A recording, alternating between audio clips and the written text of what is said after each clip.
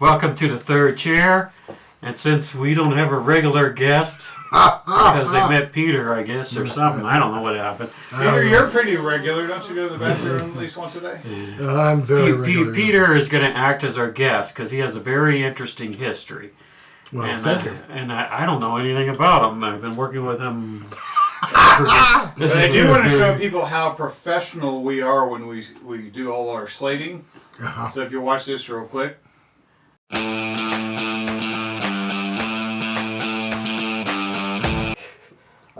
The third chair, Peter, episode, segment 1.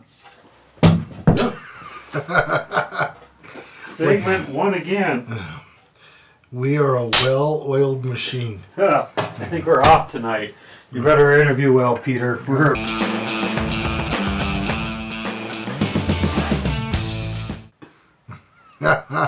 Yeah, I think it was the fried chicken that caused that to fly out of my hand. Oh, that was good. Our pre-production meeting.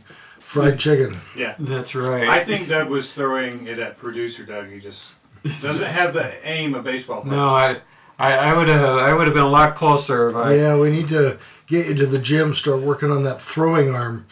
Yeah. I remember we were doing Day of the Dove, and you were supposed to hit me with a ball after I said something. It took And it took 12... 18 takes. And he never hit me. Donna had to come... Yeah, I had to do Doug's some editing later to make it Producer- look like you had thrown it. Producer Well- Doug's wife had to come and hit me every time. Yeah. And I was starting to get nervous because he kept missing me. Yeah, the Day of the Dove was a sci-fi miniseries that we put on YouTube for a couple of years, and Doug was one of the villains, and I don't know what part I had at the time, but I was supposed to throw a ball at him, and I guess I just felt like Gandhi at the moment and was a pacifist. Yeah, we were not this far away and he missed me. I don't know. And we're off the rails again. Yes, that's right. Another off the rails. Producer Tell Doug making bad us about mistakes your again. lovely family. Well, married for 38 years. 38 years. Four That's kids, impressive. all grown. 3 of them live nearby, and 1 is out of state. 2 grandkids. 3rd one on the way. Okay. Be a first granddaughter. And That's so gonna we're be a excited. girl. Wow. This kid will be spoiled so much it'll be ridiculous. You know what? She has 2 older boy cousins, and who's going to be in charge? Her. Just like most of the world. Yeah. Yeah. I Yeah. can see that now. Yeah.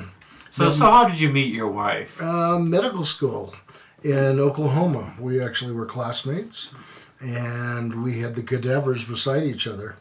And so... Well, that's a nice way to meet. So it was like... So did you use some death line? Yeah, something like, hey, baby, after I take this spleen out, do you want to go get a hamburger? Or something as equally corny as that.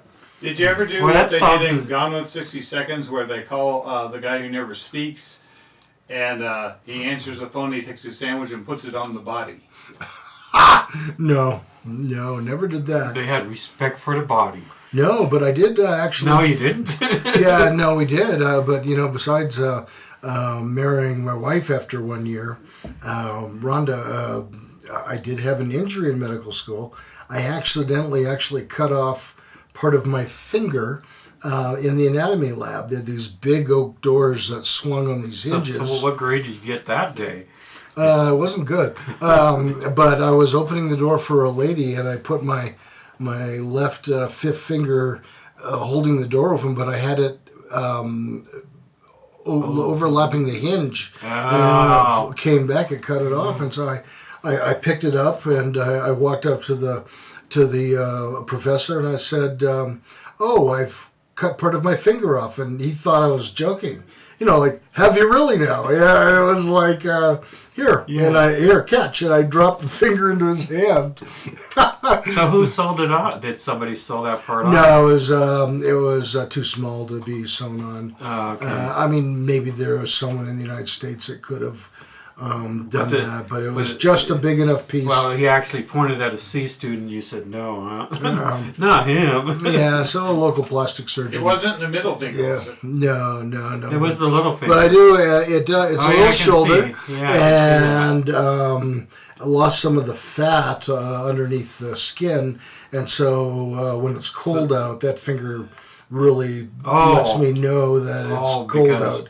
Yeah, because your fingers let you know. The fingers let you know.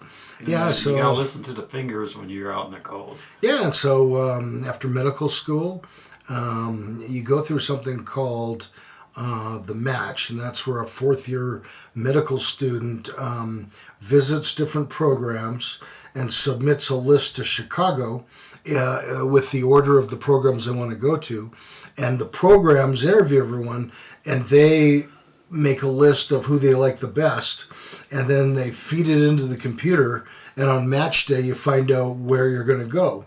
And so it's So where did you end up going? well, there's also a couples match, because you don't want to go through the process and one of you end up in Seattle and the other in Boston if you're married or a couple.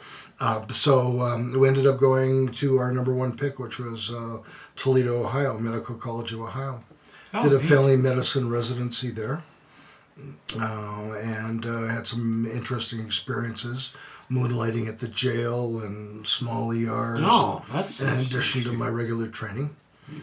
Now, doctors work hard, and that affected you. I mean, Yeah. a lot of hours. Yeah, us about that. it is a lot of hours, and in 2008, I developed some problems with alcohol and pain pills, and it led to a variety of problems, including some drug charges and having to leave the field of medicine for a while until I had treatment and enough time had passed that the medical board decided it was okay to give me my license back. And physicians are, as a profession, have a lot of drug and alcohol problems amongst professionals. Physicians, I think, have the highest suicide rate right now. There's a lot of burnout, a lot of stress. How many hours a day were you working? I was usually working 60 hours. And I was working at a place where I was up all night working a lot as well. And that didn't help. And then Plus, you had your family. You had 4 kids by that time. Yeah, I had 4 kids by then. And then you were doing church work. I was doing some church work, but the whole time I was hiding my drug and alcohol problem. And which is often the case. If there's sort of a group that used to be called high-functioning alcoholics that could, if you're smart enough and you have a good enough team around you, you can hide how bad your problem is for a while. Which feels good at the time, but it doesn't lead to getting any problem solved. Because I mean, then you got more into the drugs and I had. It was strange. You'd think that you would have to go looking for drugs, but for me, I was doing these humanitarian medical trips, and people would bring me their leftover prescriptions, and I'd get bags and bags and bags, and sometimes there were pain pills in them and the like, and I usually threw them away until I stopped throwing them away and began to take them. Now, you said you take a lot of pain pills. Did that help you get high or anything? Because it just feel better. Both at times. I needed a partial knee replacement, so I was in severe pain at the time. Okay. But rather than go through the proper channels at the time, I just sort of self-treated. But so sometimes it was just to treat severe pain, but other times though there was, I would call it more recreational use, where there was a euphoria. So I went through that, and that caused a lot of trouble with my my license, and I had some trouble with the law, and left practicing medicine for quite a while. And because after you've had those kinds of troubles, you have to really show the medical board that you're in significant long-term recovery. And for me now, it's been coming up on 15 years in January. 15 years. That's impressive. You know, when we come back, it's going to be better because it won't be a sad story. Peter's going to talk about how he recovered, because it's not just like that. He's done a lot of hard work, and he's going to tell us about it when we come back. Thank you.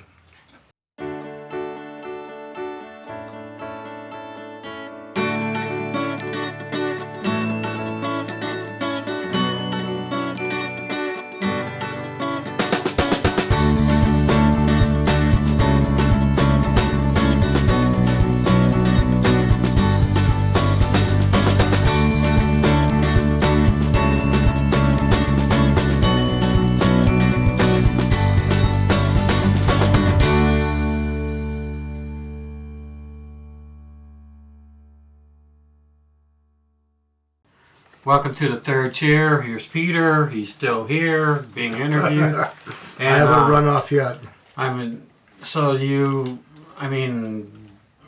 you not only had the drug problem, you had the alcohol problem. And I know you went to Alcoholics Anonymous. Anonymous, sure. Yeah. That's, I should say this, I'm also a recovery coach. And so my personal belief is that there are many roads to recovery. My personal path, well, first let me define what I mean by long-term recovery. I haven't used any illicit drugs, alcohol, or inappropriately used any prescription drugs since 2009. I've made great efforts to make amends to my wife and my family, as well as pursuing goals of being a good citizen, including volunteer work. So when I say I'm in recovery, those are the kinds of things that I mean. And so, yeah, I did. I started going to Alcoholics Anonymous. There was also a special Alcoholics Anonymous group that met for professionals that had trouble. Sometimes someone in your profession that's dealt with the problem can give you a different kind of insight. But then again, sometimes a hard-nosed plumber or someone like that could also give you some really straight, no BS talk as well. The more people you talk to, I think the more insights you get. That's very astute. In the process of recovery, two of the best questions you can ask somebody is like, what's your story and what worked for you? And you find out all these amazing things. And so I understand you also talked to a horse once, right? Yes, I did. I had equine therapy as part of my recovery program. As long as we're not saying I was the horse, because I'll be highly offended. Yeah, his name was Max. Equine therapy is very effective for all kinds of treatments. I bet a lot of people at home, they probably use their dogs or their cats. Yeah, that's also very popular. People, therapists. I don't know what cats, they're a little bit, Well, yeah, the cats probably run away and ignore Shut you. up and get me my soft food. Yeah, exactly. Yeah, the cats will ignore you and run away, and you're like, oh, you start feeling bad again. Yeah, animal therapy with the horse was really effective. It's amazing. The horse can really sense your emotions, like if you're depressed or you're anxious, and will respond accordingly. And it can give people that are counseling or therapy insights into, just even how the horse reacts about, how you're feeling, even if you don't admit it. And so, I highly recommend people check out those kinds of therapies. And so, for most people, they often start with like a 12-step group, like AA or NA. Some people, that one program is good for life, and that's all they need. But others also find that they don't relate to it as much, and so there's other groups that meet that are more cognitive behavioral therapy oriented, like Smart Recovery. So your advice is to shop around, look for what makes you comfortable, but will challenge you. Right? Yeah, ultimately, it's really tricky because sometimes in the recovery community, everyone says their way is the best, and it's not going to work unless you do it my way. And what I've found over 15 years, both in recovery myself and also helping others as a recovery coach, that many people that are successful in recovery from alcohol use disorder or substance use disorder often become hybrids, and that they pick the best ideas from different approaches and they put them all together to make their own package. So yeah, I think AA is great, and it helped me a lot. But so did Smart Recovery. So did seeing a psychologist and a psychiatrist. And there was a time when I needed some medications. I had a pretty severe depression associated with my drug use, and antidepressants really helped. Some people really need other medication-assisted therapy like methadone or Suboxone, and so there's a lot of different moving pieces that's available to help a person get better and to be able to, if your goal is abstinent, live a sober, happy, productive life. Now, getting your medical license, you had to retake was it the medical exam or? Yeah.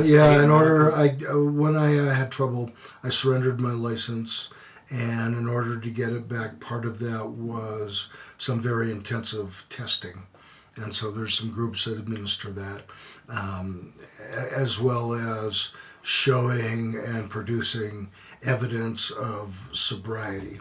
And so I'd seen different doctors. I'd been in an intensive outpatient program. There was a number of things I had to show the board on both levels, knowledge-wise, that I was ready to practice again, and also the people that had treated me, that they felt I was good to go. Because you were away from medicine for a few years Mm-hmm. they even allowed you, oh, you have a chance to come back. And then when you come back, like in our state, if a doctor chooses for whatever reason not to practice for 2 years, there are special hoops they have to go through, including some retesting in order to practice again. And so that can be for any reason. It's not just because of drugs or alcohol or drug charges. The board is responsible. The medical board has got a unique responsibility that it's a steward of resources available to the public. And so on the one hand, there's a lot of need for doctors, and so they just can't say, oh, you screwed up. All these people we know that have had some issues that can never practice again. On the other hand, they want people that are practicing to be safe, whether you've had a problem or not. Mm-hmm. Yeah, people are reported all the time to the medical boards by people that watch them and sometimes think they're drinking too much or whatever.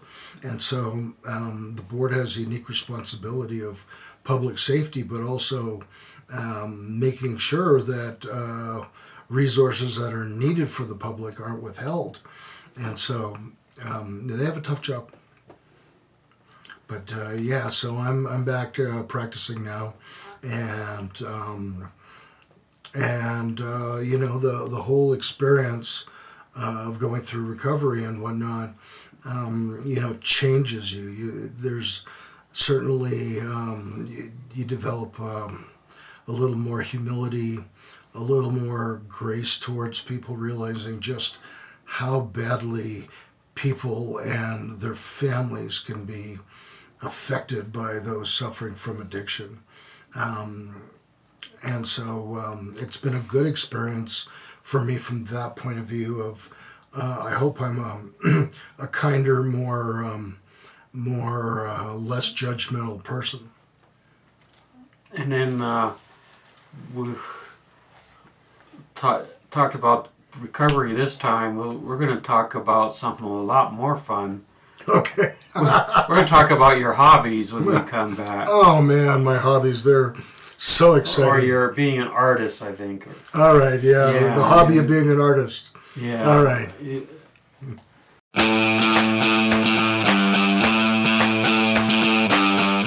Hi, Peter and Doug here from the Third Chair. We're looking for a win-win situation. We want to keep these videos put up on a weekly basis, and we want to help you succeed with your business adventure.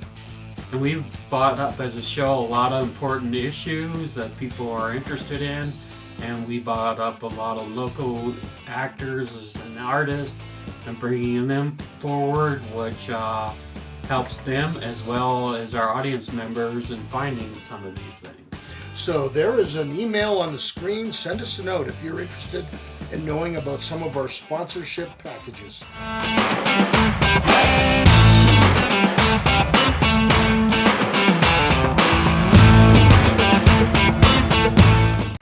Now, one of your things you do, and I guess you actually had a paying gig, is you do voiceover. Yeah, I've had some paying gigs, yeah. Mm-hmm. Yeah, when I stepped away from medicine for a while, or forced to step away, it would be more accurate.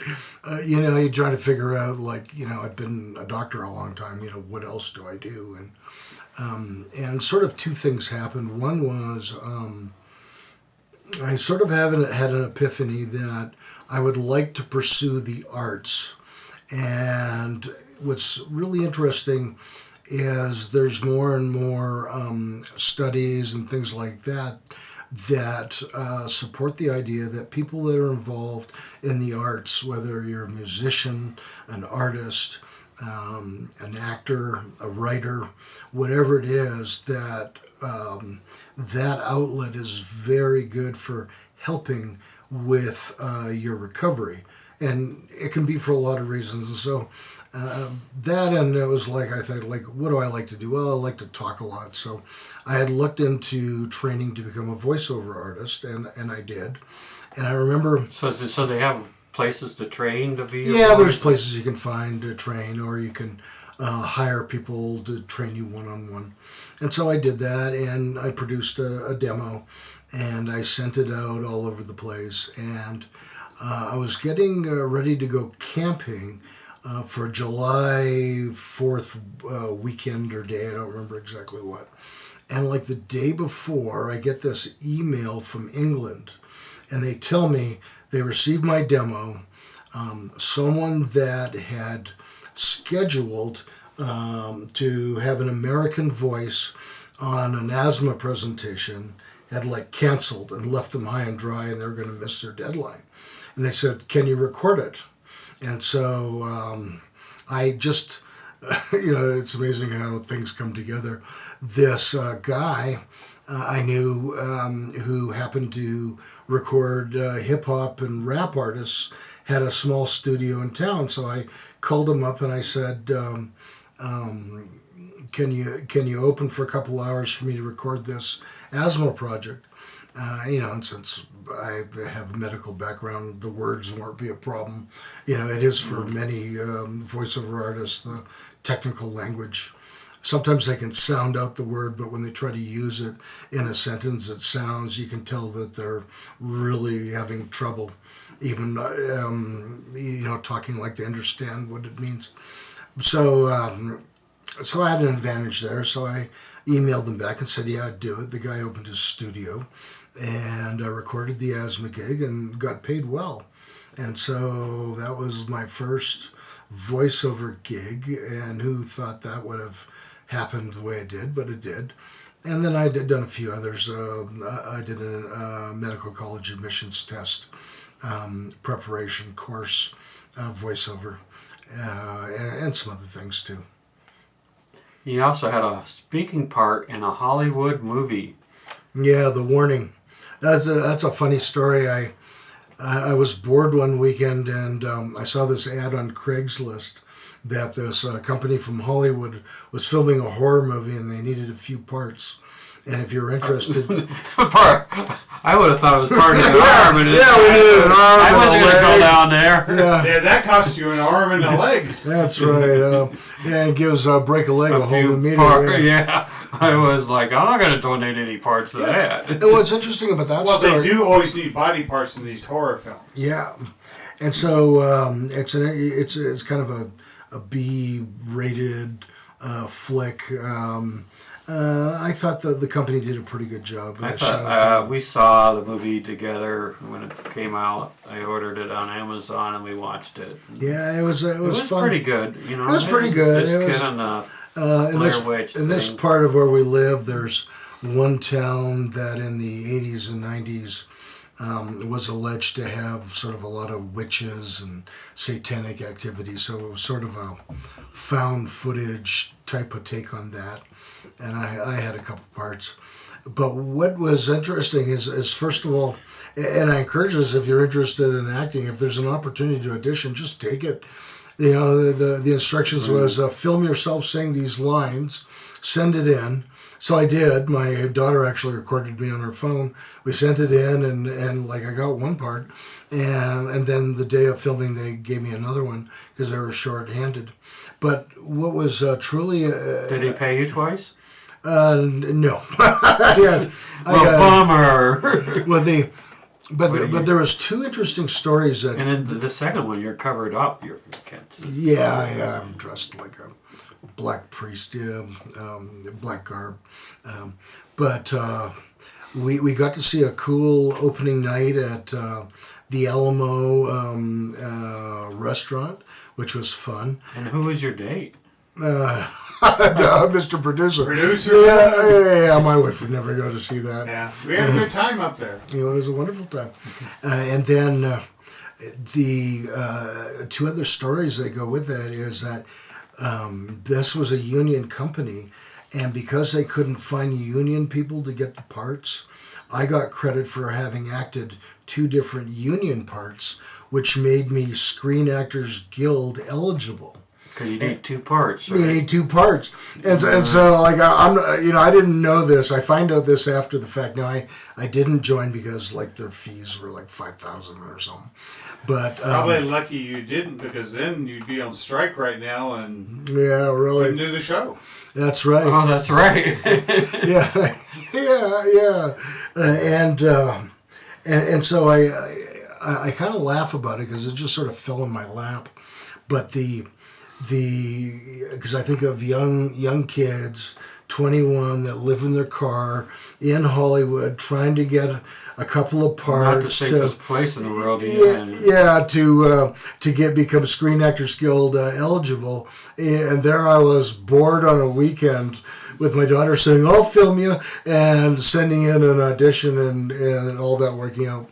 The second thing that was really funny about that movie, which is available, you said on Amazon or something? Yeah, that's where I ordered it from. Is that I was at a meeting in New Orleans, the International Doctors of Alcoholics Anonymous.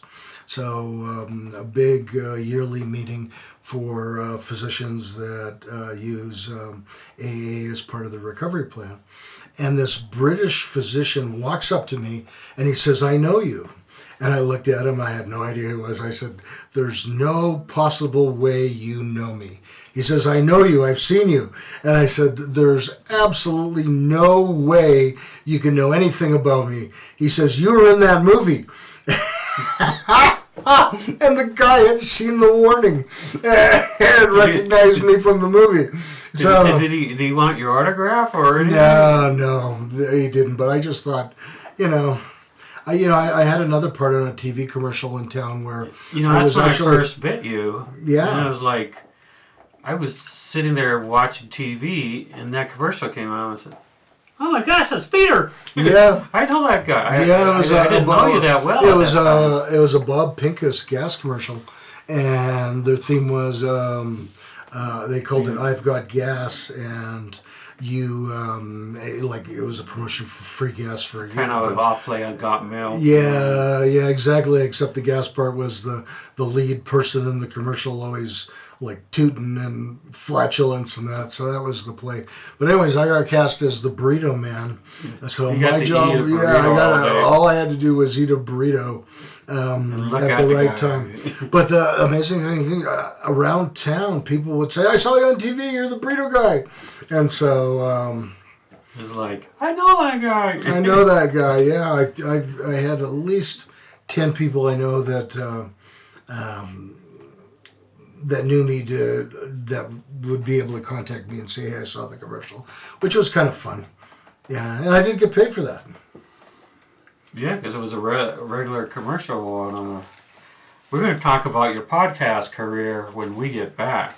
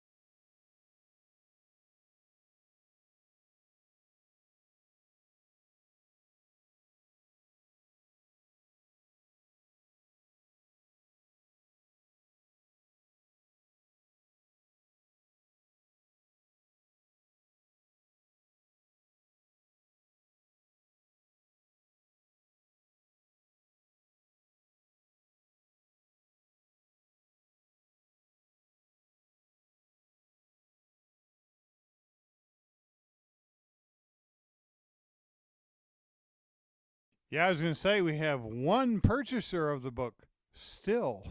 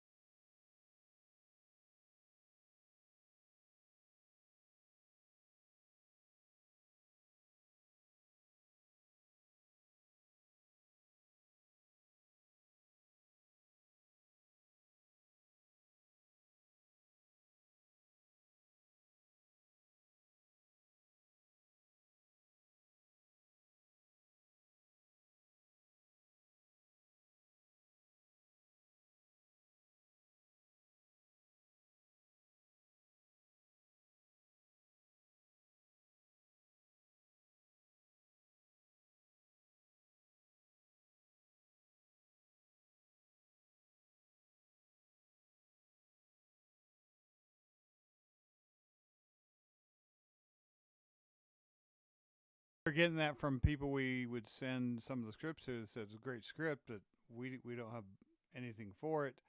You just have to make it yourself. And we were like, don't own camera. Yeah, so that led us to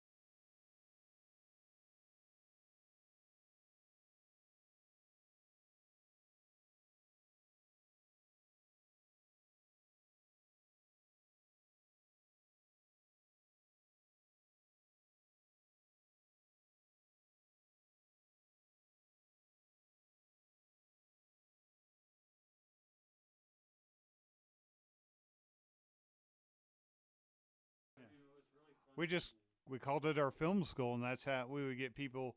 We had one guy that would, between trying to figure out the political side of it and the, oh, your lighting was wrong on this one. Yes, we know it was wrong. That's how we're learning. We're trying different things. Yeah, I did 2 foreign interviews with that.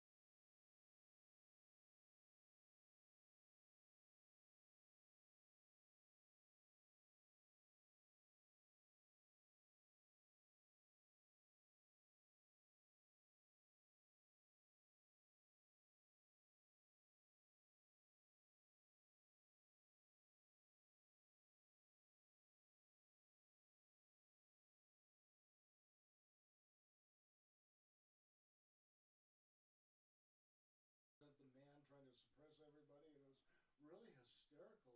Yeah. Somebody had written We're like, it's a dove trying to take over the world. And the dove never really got. had some problems, but it was good. Yeah. But then second season, you two writing it decided to make it interesting for me doing the editing.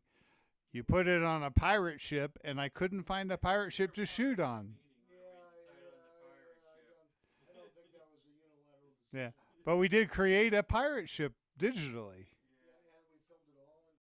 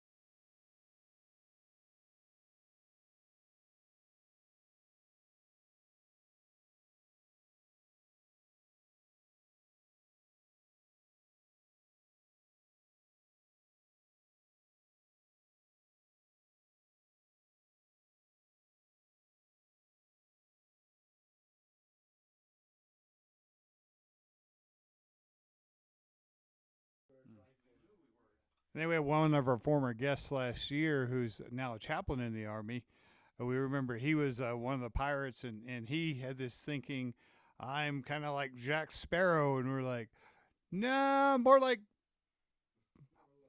Patchy the Pirate from Spider.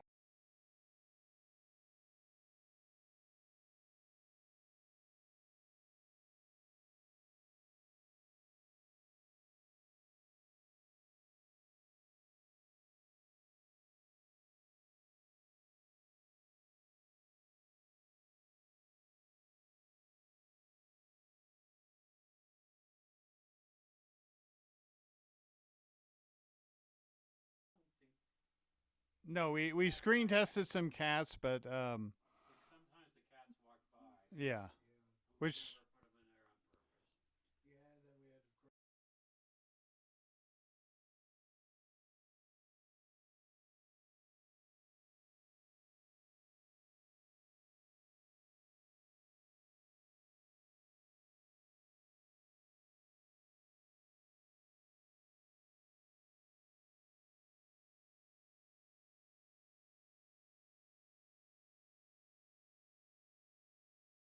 seven.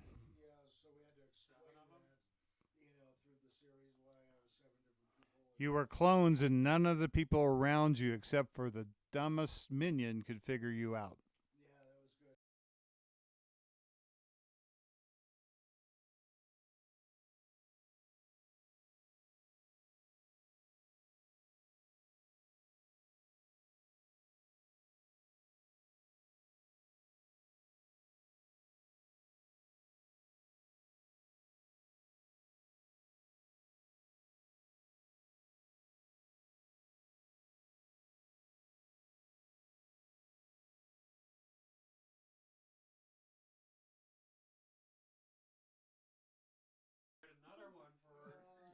And it's only the second time people seen my horrible acting since you and I did Scrooge years ago. I don't remember. I blocked things like that out of my memory.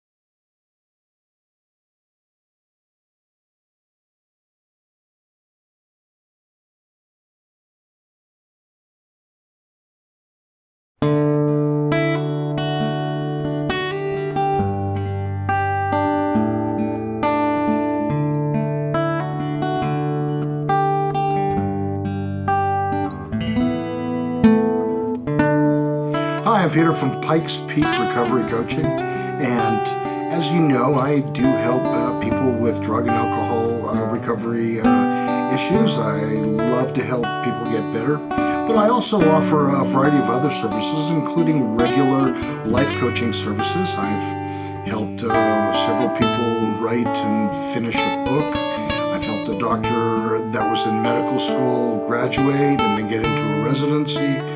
And I also actually have quite a background in mathematics, and I do some math tutoring for the GED as well as the ASVAB for those that are thinking about a career in the military. So my contact information is on the screen. Please send me an email or a text, and we can talk about some of these services and how I can help. That's Peter Grigg at Pikes Peak Recovery Coaching.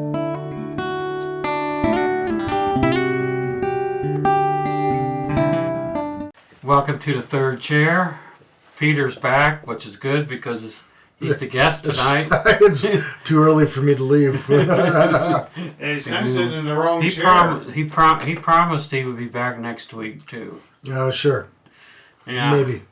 Get the duct tape, Doug. Get the duct tape. If you feed me. Yeah.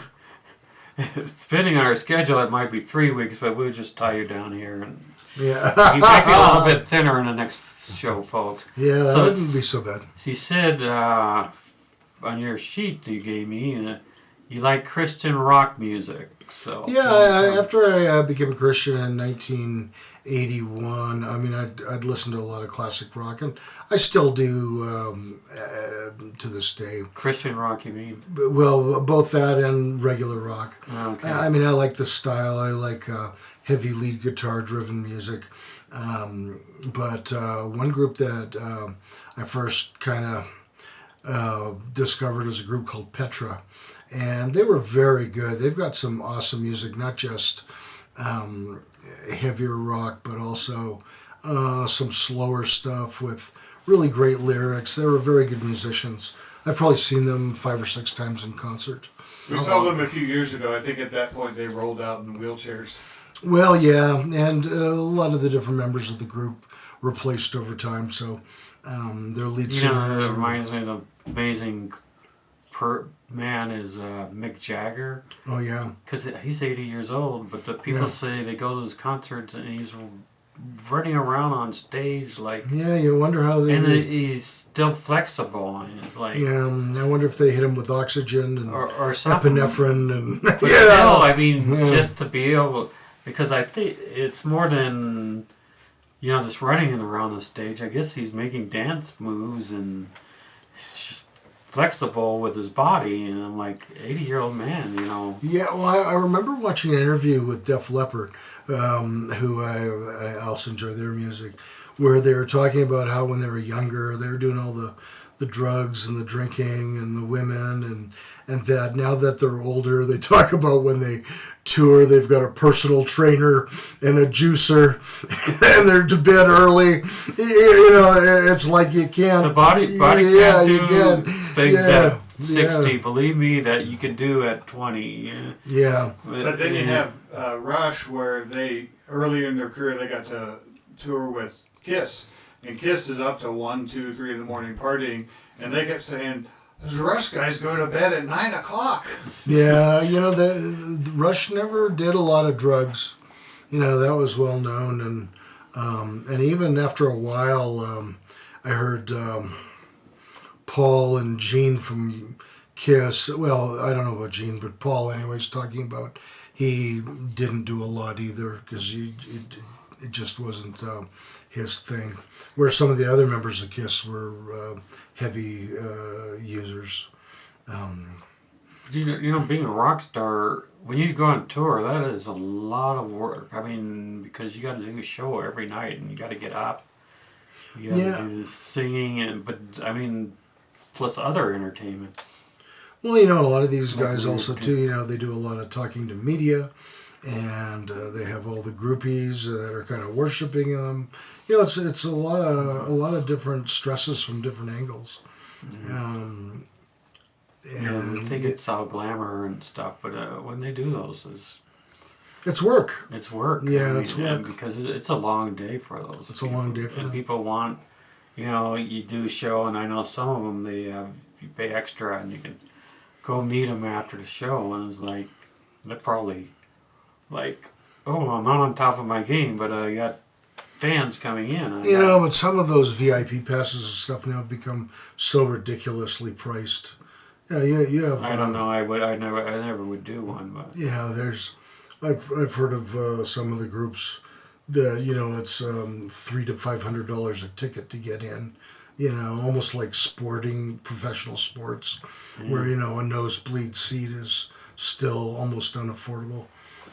So, tell us about we talked about your blog show. Tell us, if somebody wanted to get in contact with you for personal.